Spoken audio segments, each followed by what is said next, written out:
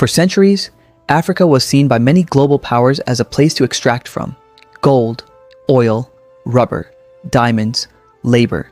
Empires arrived, borders were drawn, resources were taken, and enormous amounts of wealth left the continent.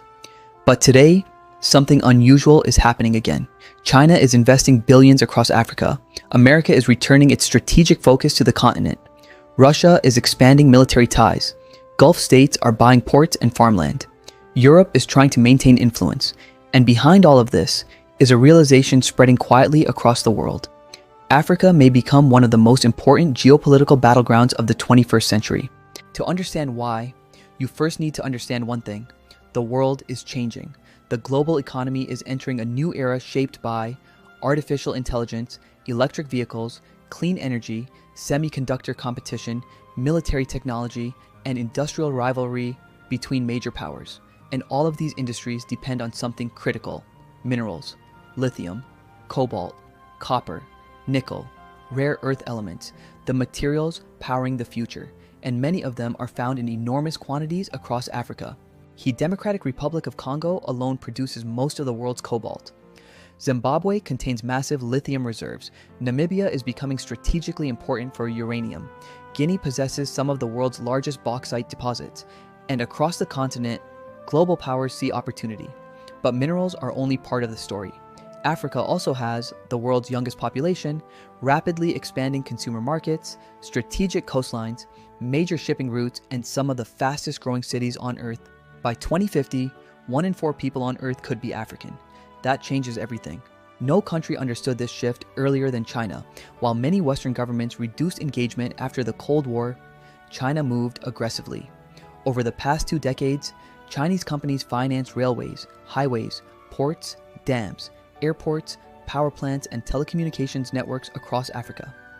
For many African governments, China offered something Western institutions often did not: speed, fewer political conditions, rapid infrastructure, large-scale financing. And Beijing gained something enormously valuable in return: influence. Today, China is Africa's largest trading partner. From Kenya's rail projects to mining operations in Congo to port investments across East Africa, Chinese influence is now deeply connected to the continent's economic future. Supporters argue China is helping build desperately needed infrastructure. Critics argue some countries risk debt dependency and strategic vulnerability. But regardless of perspective, one thing is undeniable: China recognized Africa's importance long before much of the West did. Now, the United States and Europe are trying to respond, because Africa is no longer viewed simply as a humanitarian concern. It is now viewed as a strategic necessity. Western governments increasingly worry about Chinese control of supply chains, access to critical minerals, military influence, and future economic alignment. This has triggered a new wave of diplomatic competition. American officials are increasing visits across the continent. European leaders are pushing new investment partnerships. France, once dominant in parts of West Africa, is now facing growing backlash and declining influence in several former colonies. At the same time, Russia has expanded security relationships in parts of Africa through military cooperation and private contractors. Meanwhile, Gulf states like Saudi Arabia, the UAE, and Qatar are investing heavily in ports, logistics, and agriculture. Quietly, Africa has become a global chessboard, but this story is not only about foreign powers, because something else is changing too. African governments are becoming more assertive. For decades, many countries had little negotiating power in the global system, but rising competition between major powers creates new leverage.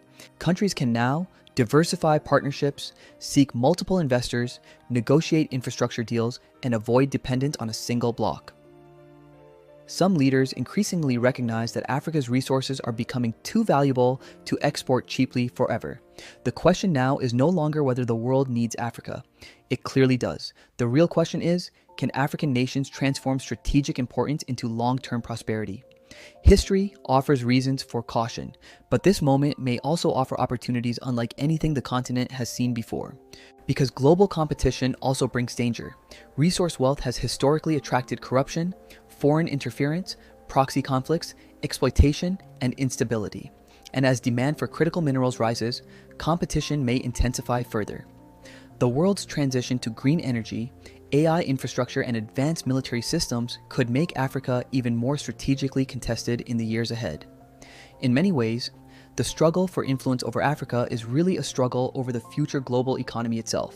Because global competition also brings danger. Resource wealth has historically attracted corruption, foreign interference, proxy conflicts, exploitation, and instability. And as demand for critical minerals rises, competition may intensify further. The world's transition to green energy, AI infrastructure, and advanced military systems could make Africa even more strategically contested in the years ahead. In many ways, the struggle for influence over Africa is really a struggle over the future global economy itself.